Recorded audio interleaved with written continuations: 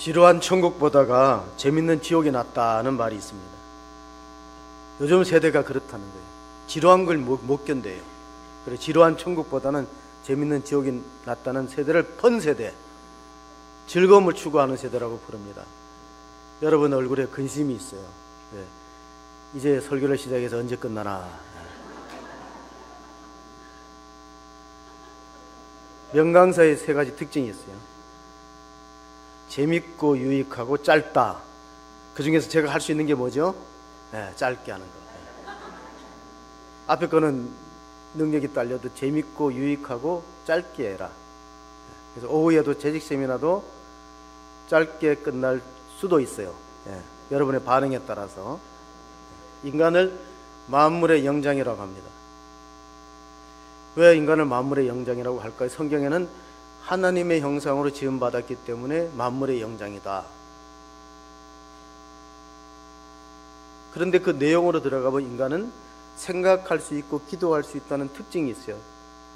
파스칼이 팡세에 인간은 생각하는 갈대다고 첫머리에 그렇게 이야기했는데, 갈대는 꺾이기 쉽고 상하기 쉽고 얼마나 부서지는 연약하지만 생각하는 기능이 있기 때문에 문명을 창출하고 역사를 진보와 발전으로 이어갈 수 있는 건 생각하는 기능이다. 또 하나, 인간만이 기도할 수 있습니다. 동물이 기도하는 거 보았습니까? 인간만은 엄마가 뱃속에 태중의 아이가 이렇게 웅크린 걸 보면요, 등이 이렇게 휘어져서 웅크린 꼭 기도하는 모습 같아요. 영국의 유명한 강해 설교자 마틴 로이드 존스는 인간은 무릎을 꿇고 하나님을 마주 대할 때 가장 위대하고 높아진다. 인간은 무릎을 꿇고 하나님을 대할 때 그때 참 높아지고 위대해진다는 말씀을 해 주었습니다. 오늘 우리 사회에서 정말 간절히 필요한 게 뭘까요? 이스라엘 민족들은 우리나라처럼 외세의 지배를 많이 받았습니다. 우리나라만 전쟁을 많이 겪은 게 아니라 구약 성경 읽어보면 이스라엘 민족도 무수한 전쟁을 경험했습니다. 아수르의 지배를 받고 북쪽이 무너지고 바벨론에 의해서, 또 바벨론인 또 페르사 바사 제국에 의해서 무너지고, 오늘 예수님이 오셨을 당시만 해도 로마의 압제, 로마의 식민지로 정말 역사가 암울하고 희망이 보이지 않았어요. 우리나라만 위기가 있는 게 아니라 우리가 역사를 보면요, 정말 위기의 때들이 수없이 닥쳐왔지만은 어떻게 그것을 잘 극복하고 이겨내는가. 그래서 아놀드 토인비라는 역사학자는 역사를 해석할 때 도전과 응전으로 해석했어요.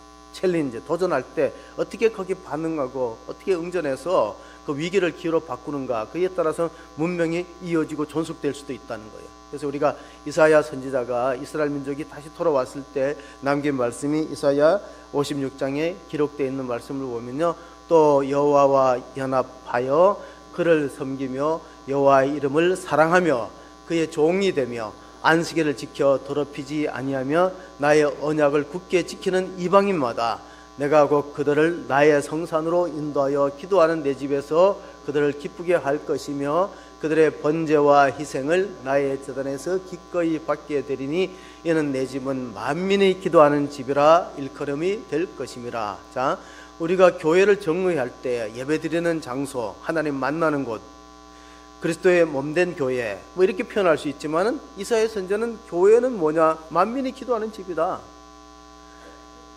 피부 색깔에 따라서, 지역에 따라서 이런 차별이 없고 누구나 나와서 하나님 앞에 자기의 소원과 간구를 아뢰을 수 있는 장소가 교회라는 거예요. 내 집은 만민이 기도하는 집이다. 여러분, 그러므로 교회는요, 자기 기도하는 자리를 지키는 게 참 중요합니다. 우리 새벽기도 나오시는 분 보면 항상 일정하게 제자리를 앉으시더라고. 그게 중요해요. 자기 기도 자리를 지키는 거. 물론 하나님의 말씀을 통해서 은혜 받는 곳이 교회이지만 또 어떻게 보면 내가 이곳에 기도의 처소를 마련했고 기도의 자리로 결정하고 끊임없이 기도한다는 거 얼마나 귀한 일입니까? 그래서 기도하는 처소가 있다는 건 참 복된 일인데, 우리가 에스겔서를 보면요, 하나님이 우리에게 예정된 일이라도 우리의 기도가 필요하다는 거예요.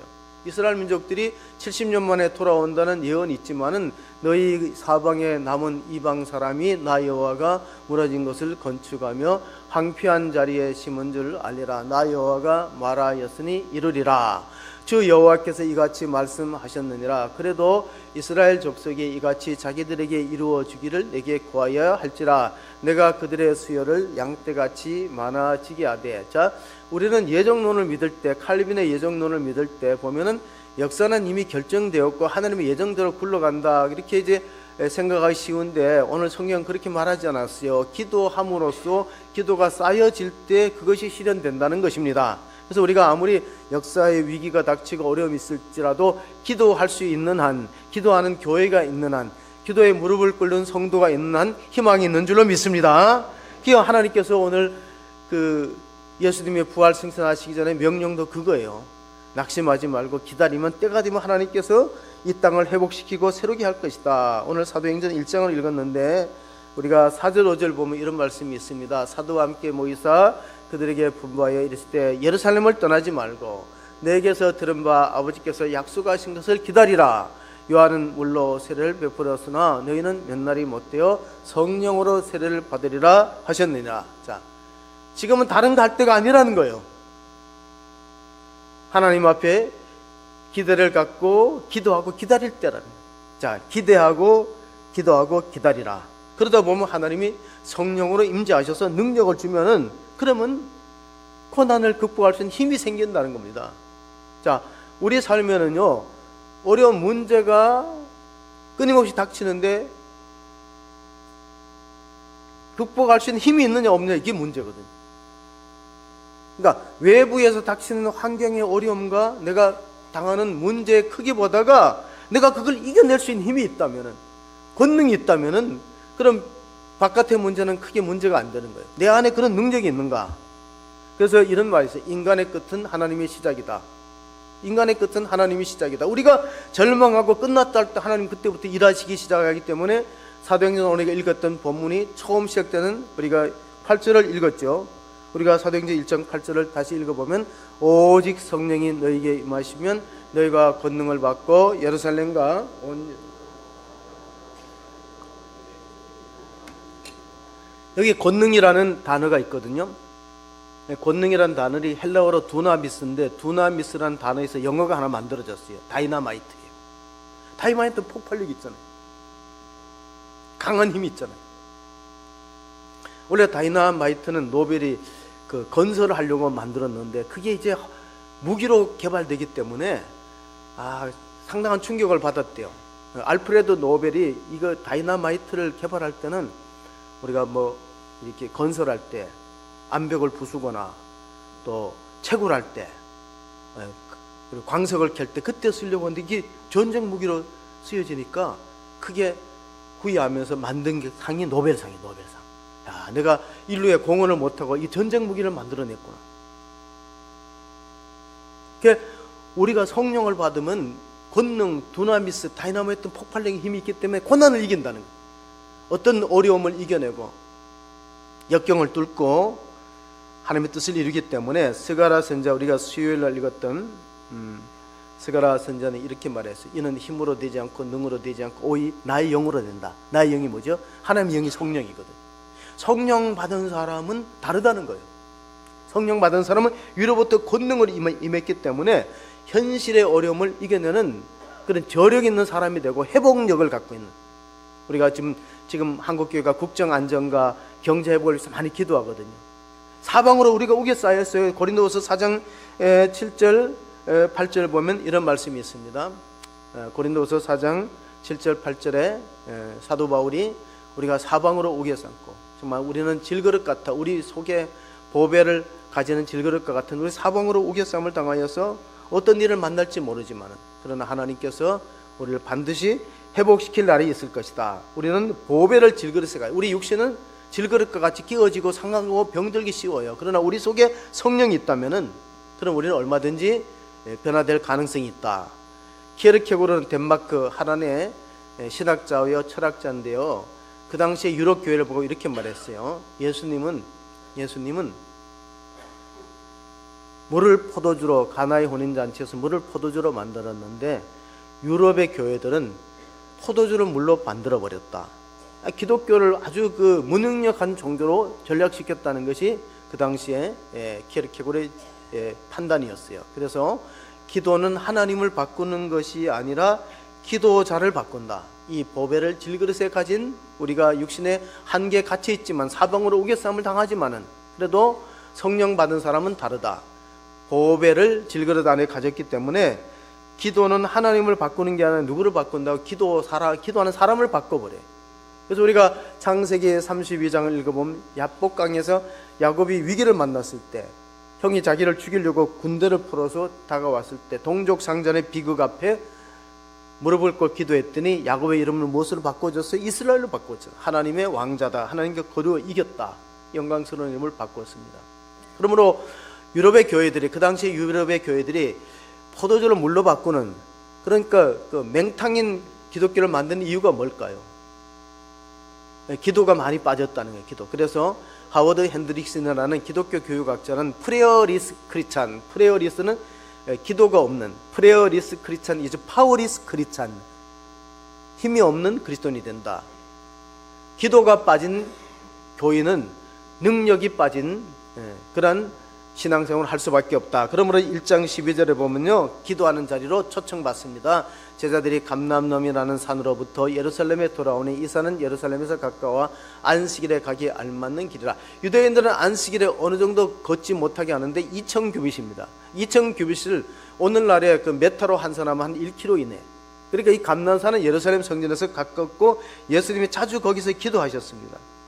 누가복음 22장에 보면 예수님의 겟세마네 기도하시는 장면이 나오는데 22장 39절에 예수께서 나가사 습관을 따라 감람산에 가시며 제자들도 따라갔더니 그곳에 이르러 그들에게 이르시되 유혹에 빠지지 않도록 기도하라 하시고, 자, 유혹에 빠지지 않도록 기도하라는 건 우리가 주기도문 할 때 내용과 같아요. 우리를 시험에 들게 하지 마옵시고 다만 악에서 구하옵소서. 이 시험에 든다는 게 유혹에 빠지는 거예요. 신앙생활하다 보면 시험에 빠질 때가 있습니다. 그래서 교회 나오다가 갑자기 안 나오는 법 보면요, 여러 가지 시험이 있어요. 목회자 때문에 시험이 있고, 성도 때문에 시험이 있고, 물질 때문에 시험이 있고, 시험이 있어요. 근데 그 시험에 들게 되는 결정적인 원인은 기도가 빠졌다는 겁니다. 예수님께서 겟세마네 기도에서 피땀 흘려 기도하시면서 사랑하는 제자 세 사람을 데리고 왔어요. 베드로, 야고보, 요한.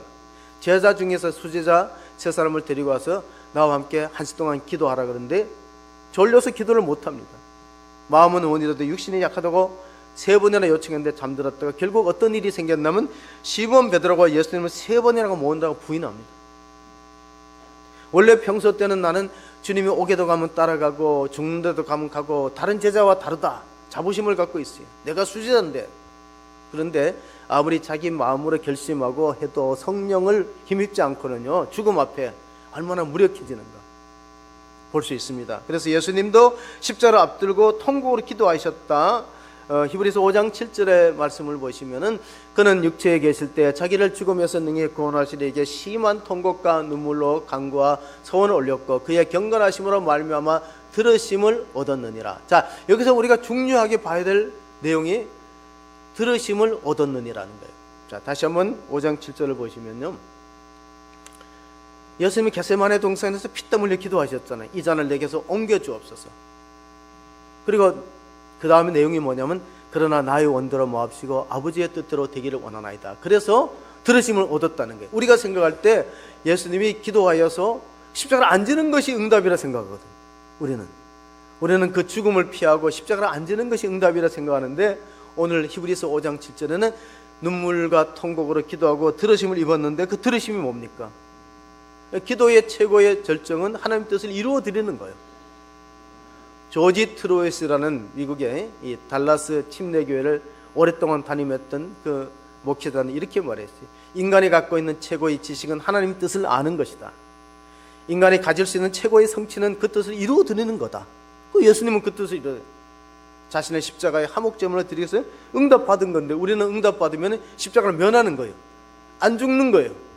십자가에서 내려오는 기적을 임하는 거예요. 그러나 그것은 진정한 응답이 아니라는 것입니다. 그래서 오늘 마지막 절, 우리가 읽었던 마지막 절을 보면요, 사도행전 1장에 보면은 10절 11절부터 쭉 보시면은 그런 말씀이 있어요. 올라가실 때 제자들이 자세히 하늘을 쳐다보고 있는데 흰옷 입은 두 사람이 그들 곁에 서서 이르되 갈릴리 사람들아 어찌하여 서서 하늘을 쳐다보느냐, 너희 가운데로 하늘로 올라지신 이 예수는 하늘로 가심을 본 그대로 오시리라 하였느니라. 자, 이게 재림에 대한 약속입니다. 성경에는 예수님의 초림에 대한 예언이 이루어졌고 재림에 대한 약속이 남아 있는데 그걸 성취하기 위해서는 우리가 어떤 과정을 밟아야 될까요? 오늘 마지막 절을 보시면요, 예수님의 모친 마리아와 예수님의 아우들하고 제자들이 마가의 다락방에 모여서 일심으로 어떻게 여자들과 예수의 어머니 마리아와 예수의 아우들과 더불어 마음을 같이하여 오로지 기도에 힘쓰더라. 마음을 같이하여 기도하는 걸 합심기도라 그래요. 합심기도. 우리 한국교회가 갖고 있는 전통이 있어. 통성기도 잘하고. 그래서 외국 사람들은 한국의 통성기도를 영어로 어떻게 표현하냐면 코리안 프레어라고 그렇게 부릅니다. 뭐라고요? 코리안 프레어. 한국의 기도다. 한국의 기도는 뭐예요? 소리 내어 부르짖는 거예요. 예레미야서 33장 3절에 너는 내게 부르짖으라. 내가 내게 응답하겠고 내가 알지 못하는 크고 비밀한 일을 내게 보이리라. 여러분, 기도하면 하나님의 비밀을 볼 줄로 믿습니다. 기도하면은 본능을 힘있기 때문에 우리가 추운 날에도 요즘에 이제 독감이 많이 유행되거든요. 그래서 우리가 기도할 때 보면요, 목사님들은 이렇게 말합니다. 새벽 기도하는 교인은 그 교회 11조 교인이라고 해요. 무슨 뜻이냐면 120명이 오늘 마가의 다락방에서 기도했거든요. 마가의 다락방이 어땠냐? 예수님이 마지막 6월절 만찬을 하셨던 장소가 마가의 다락방이에요. 예루살렘을 성지 순례하면 꼭 마가의 다락방은 들립니다. 여기서 150명이 뜨겁게 간절히 합심하여 기도했을 때 하나님께서 성령의 불을 내려서 초대교회가 생겼구나. 초대교회 모태가 되는 초대교회 출발점과 원형교회가 마가의 다락방이니까 보존되어 있겠죠. 그 장소가 넓지 않습니다. 마치 우리가 상가의 개척교회 하는 평수밖에 안 돼요. 수많은 순례객들이 거기 와서 찬송하고 성령의 임재를 간절히 구하는 걸 볼 수 있습니다.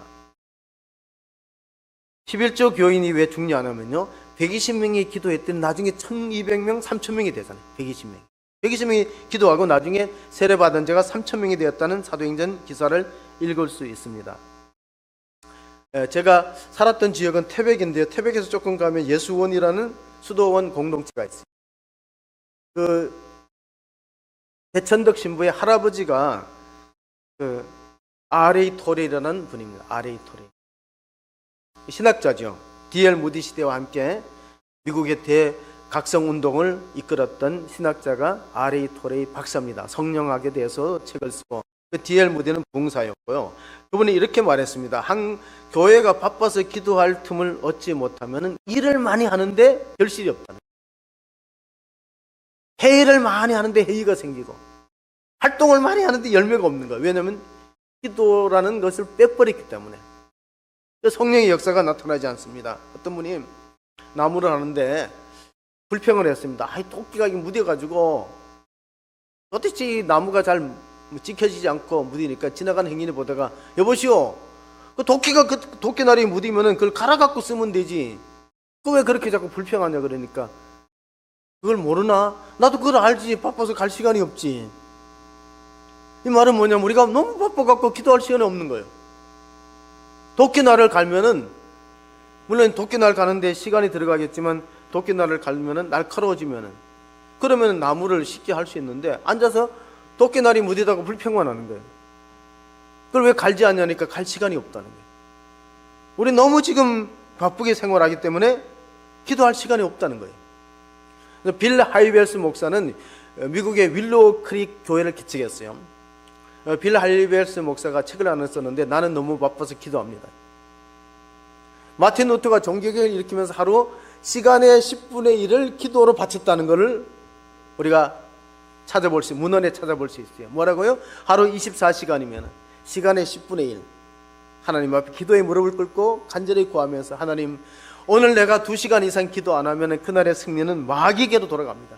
그날의 승리, 하루의 승리는 마귀에게 돌아간다고, 그렇게 이제 자기 체험을 이야기한 것을 볼 수 있습니다. 여러분, 기도는 마지막에 하는 최후의 수단이 아니고 우리 신앙생활에서 최상의 선택인 걸 믿으시기 바랍니다.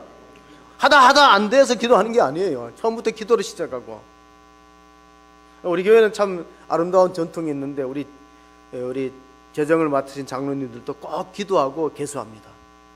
성도들이 청성 어려서 예물을 올렸기 때문에 하나님 뜻을 맞게 잘 쓰게 해달라고 기도하고 개수하고, 우리 또 원래도 보면 기도합니다. 이게 기도가 빠지면은, 기도는 최후의 선택이 아니고 최상의 선택이다. 최상의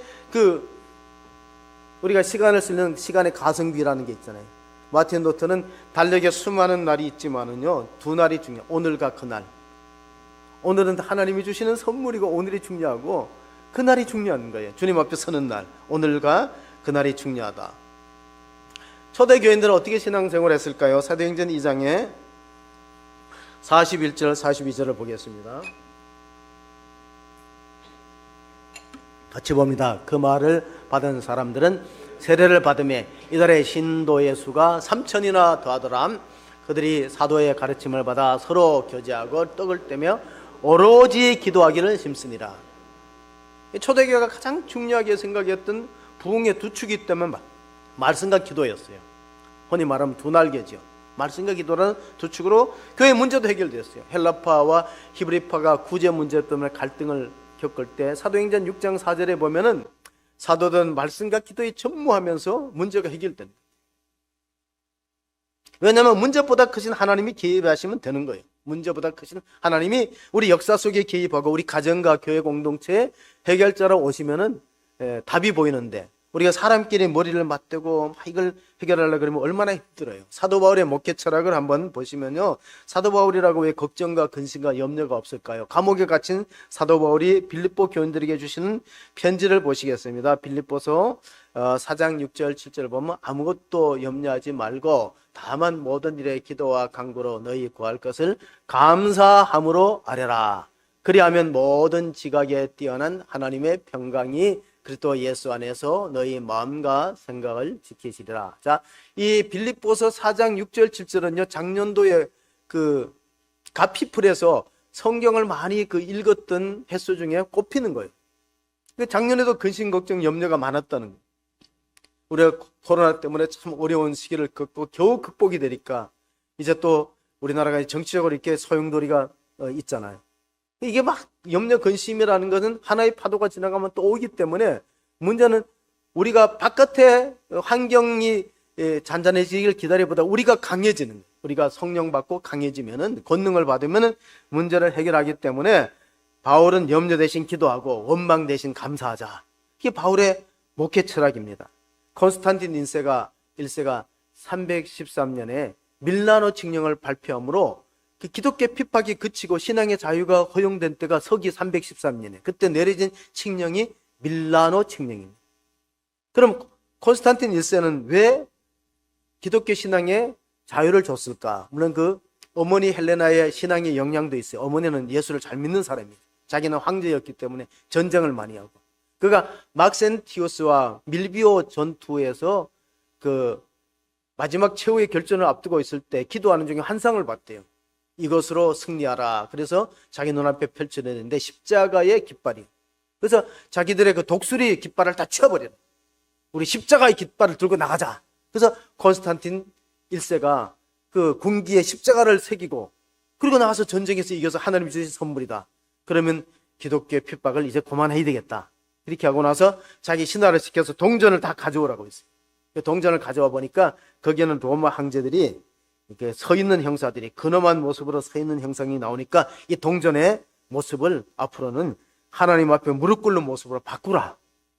그렇게 이제 칙령의 로마의 화폐가 그렇게 동전의 모양이 바뀌어지듯이 기도할 때 승리를 주시는 것을 믿으시기 바랍니다. 기도는 만사를 변화시키는 힘이 있어요. 그래서 하나님의 전능과 우리의 무능이 연결되는 통로가 뭐라고 하면 기도예요. 기도. 그러니까 기도를 하면 놀라운 일들이 생기는데, 그렇게 우리가 기도의 무릎을 꿇기가 참 어려워요. 안산에 제가 며칠 전에 상록구청의 신년 할애 예배 이제 대표 기도자로 참석한 적이 있었는데, 안산 시장님이 안산의 교회가 1000개 된다 그러더라고요. 1000개. 근데 새벽 기도 안 하는 교회가 많거든요. 새벽 기도 안 하는 교회. 저는 개척 초기에 상가에서는 이제 교인이 없어요. 처음에 이제 사모랑 계속 기도했죠. 그러면 이제 유혹이 들어오는 게, 교인도 없고 찾아오는 사람은 없는데 이 새벽 기도를 계속 해야 되나 하는 유혹이 찾아와요. 근데 내가 그때 어떤 결심을 했냐면, 새벽 기도는 꼭 설교하려고 하는 게 아니라 내가 기도하려고 해도 일어나야지. 청소하는 사람도 일찍 일어나 청소하고, 우유 배달하는 사람도 일찍 일어나고, 신문 돌리는 사람도 일찍 일어나는데 새벽에 교인 없다고 목사가 잠자고 있으면 되겠느냐, 그 생각으로 한 거예요. 그렇잖아요. 탈보신학교에 가면요, 부흥을 위해 기도하라는 그런 이제 팻말이 있어요. 탈보신학교, 아주 복음주의 신학교인데 부흥을 위해서 기도하는. 왜냐하면 기독교 2000년 역사예요. 그 기도 안 하고 부흥된 예가 없거든요. 우리가 1907년도에 평양 대부흥이 있었다지만 그때도 1월 2일부터 1월 15일까지 2주간 특별 집회가 있어요. 거기 성령의 불을 받고 길선주 영수라고 지금으로 말하면 이제 장로님 직분에 해당되는 분이 은혜를 받고 회개합니다. 내가 친구가 죽으면서 돈을 맡겼는데 그중에 일부를 갈취했다. 하나님께 회개하면서 이 성령의 폭발적인 그런 임재가 나타났고, 그래서 이제 그 1907년도를 많이 이야기하는데, 그때 그 평양 장대현 교회 주변의 기온이요 영하 30도예요. 그리고 영하 30도에 기도하러 나온다는 게 쉽지 않거든요. 영하 30도. 지금 우리가 제가 알기로는 한 12도 가까이 안산에 내려간 거 있는데, 사무엘 선지자는요, 사무엘상에서 지도자가 제사장이 기도 안 하는 것은 죄라 그랬어요. 죄라. 사무엘상 12장 23절에 보시면 기도를 안 하는 건 게으름이 아니고 영적인 죄라는 겁니다. 나는 너희를 위하여 기도하기를 하시는 자를 여호와 앞에 결단코 범하지 아니하고 선하고 의로운 길을 너희에게 가르칠 것인가. 제사장의 역할이 뭐냐? 백성을 위해서 기도하는 역할을 해야지. 이제 한국 교회가 할 일은 나라를 위해서 기도하는 거예요. 지도자를 위해서 기도하는 일이 남아있어. 숙제로 주어졌습니다. 오늘 제가 성가대를 들으면서요, 성가도 물론 잘하지만 피아노를 너무나 잘 치더라고요. 피아노의 은혜를 받았어. 레너드 번스타인은 피아노 연주자인데요, 이런 말이 했어요. 내가 하루 연습 안 하면 가족이 알고, 이틀 연습 안 하면은 교수가 알고, 3일 연습 안 하면은 청중이 안다 그랬어요. 목사가 하루 기도 안 하면 사모가 알죠. 이틀 안 하면 가족들이 알죠. 3일 기도 안 하면 교인이 아는 거예요. 기도해야 됩니다. 항전 직분에 있는 분들도 기도해야 됩니다. 손현모 목사님이 그 목사님 전도가 너무 쉬웠어요 라는 책을 썼어요. 그분이 그 어촌 마을교회 20명 30명 되는 교회에 부임해갖고 크게 부흥했어요. 개척해서 부흥하는 것도 어렵지만은 어촌 마을교회 20명 30명 되는 교회 가서 몇천 명 만들기 쉽지 않습니다. 어려워요. 근데 그분이 그 자기 체험담을 이야기하더라고요. 교회가 새벽 기도를 많이 하면 부흥되는데, 근데 자기 교회에 나오는 좀 나이 드신 권사님이 집하고 교회가 가깝고 새벽 기도를 나올 수 있는데 몇 번 고민해도 안 나와요.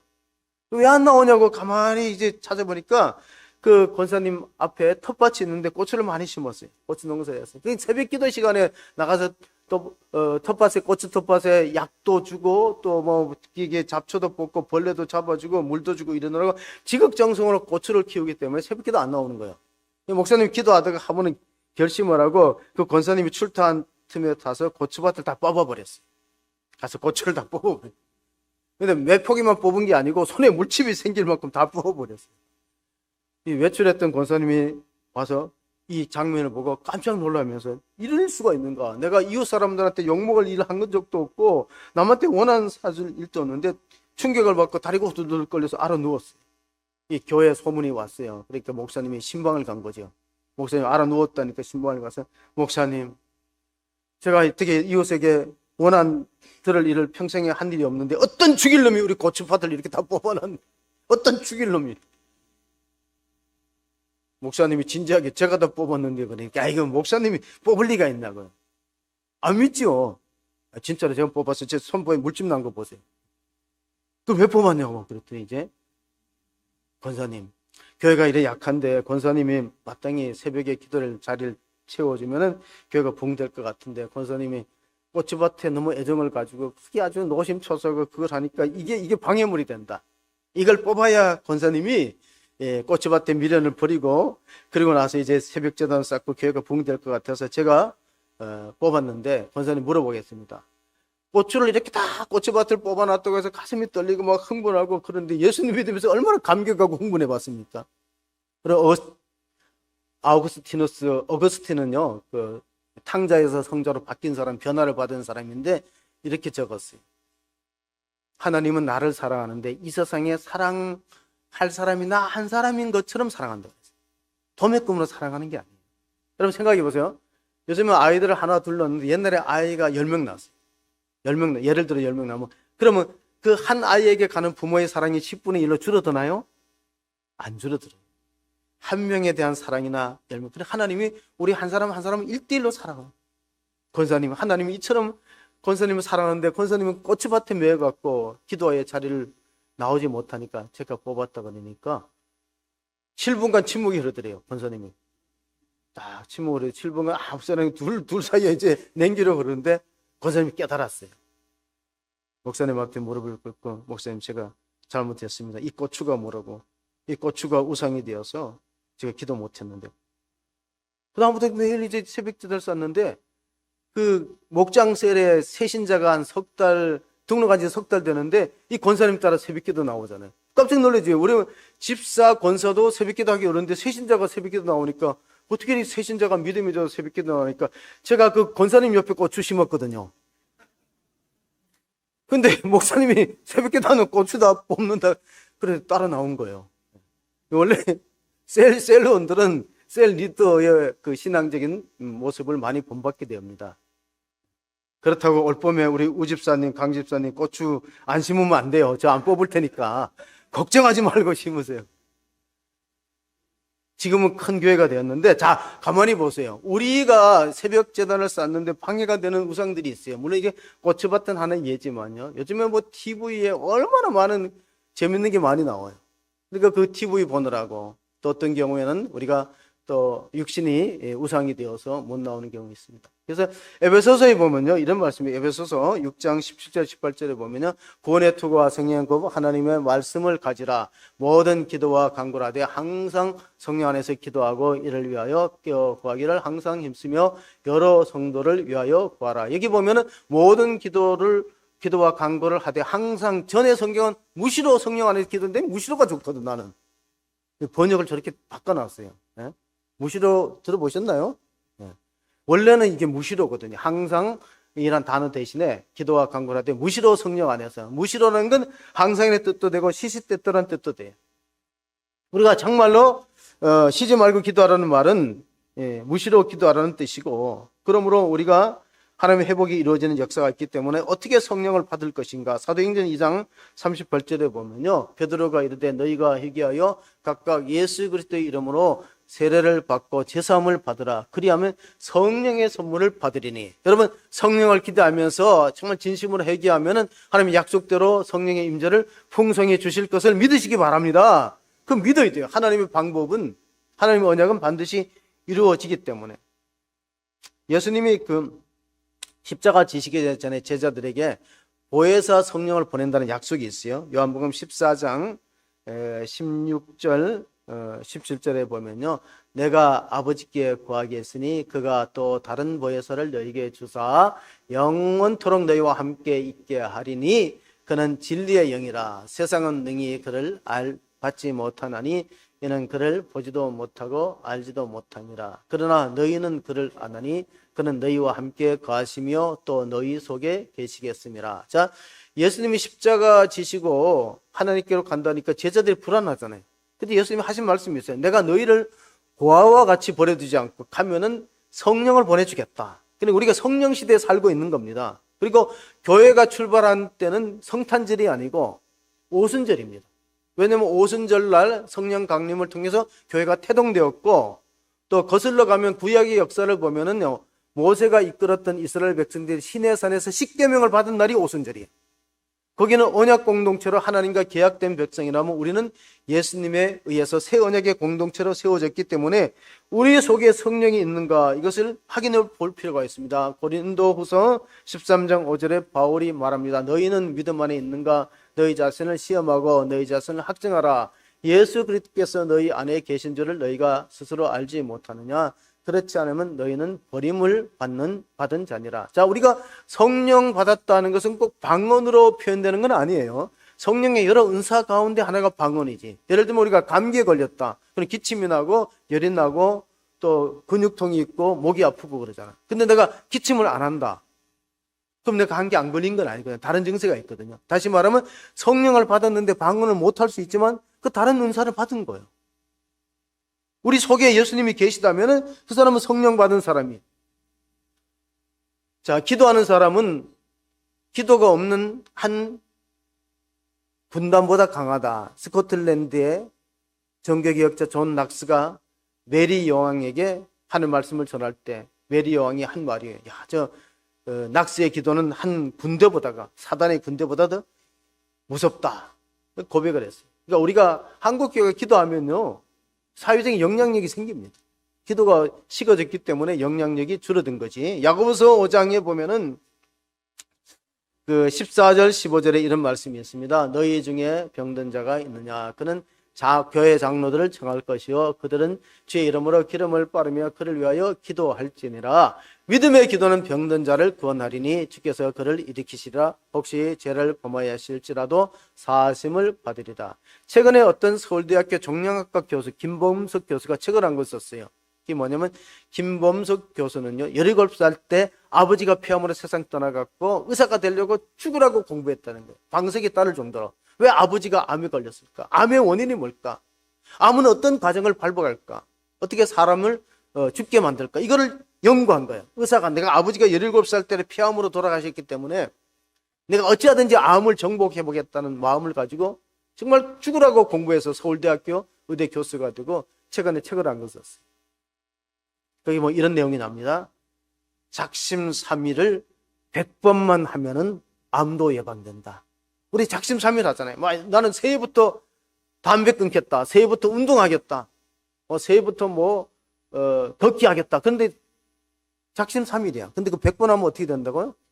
그러면 그 효과 있는 거예요. 작심삼일도 100번 하면은 암을 예방하는 효과가 있기 때문에 가만히 있기보다가는 뭔가 우리가 기도가 물론 우리가 기도의 마지막 초점은 빌리그레암 목사도 영국의 유명한 스펄전도 이런 말이 있어요. 기도의 최종적인 목적은 하나님이 기도하는 거, 하나님 귀에 들어가는 기도를 하는 것이 최종적인 목적이지만 그래도 기도 자체가 의미가 있어요. 기도는 하나님과의 우정이다, 사귐이다.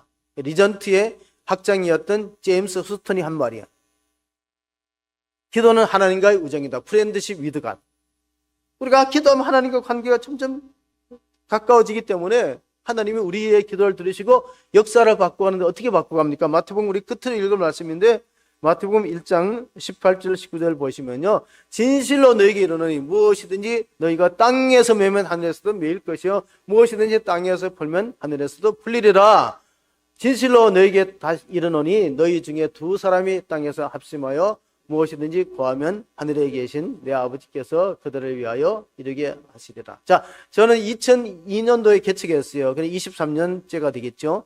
그래서 9월 전에 그 상가의 그 사무실에 4층 사무실에서 아내하고 저하고 무릎 꿇고 기도를 했습니다. 하나님 성전을 주셔서 감사한데 이 성전에 구원받은 사람으로 채워주세요. 두 사람이 기도할 사람 두 사람밖에 없는 두 사람이 기도합니다. 여러분 기도는 만사를 바꾸는 능력이 있음을 믿으시기 바라면서 지금은 끝난 게 아니에요. 야구는 9회 말까지 가야 끝난 거다. 우리가 기도하는 이상은 아직 끝난 것이 아니라는 걸 믿으시고 기도에 힘을 모아서 전심으로 일심으로 합심하여 기도하여서 하나님의 역사에 하나님 나라를 확장시키는 역사에 쓰임받는 교회와 성도가 되시기를 주의 이름으로 축원합니다. 아멘. 하나님 아버지 감사합니다. 오늘 초대교회가 120명의 성도들이 마가의 다락방에서 뜨겁게 기도함으로 출발했듯이 오늘 한국교회가 여러 가지 사방으로 우겨싸움을 당할지라도 하늘을 향한 문은 열려 있습니다.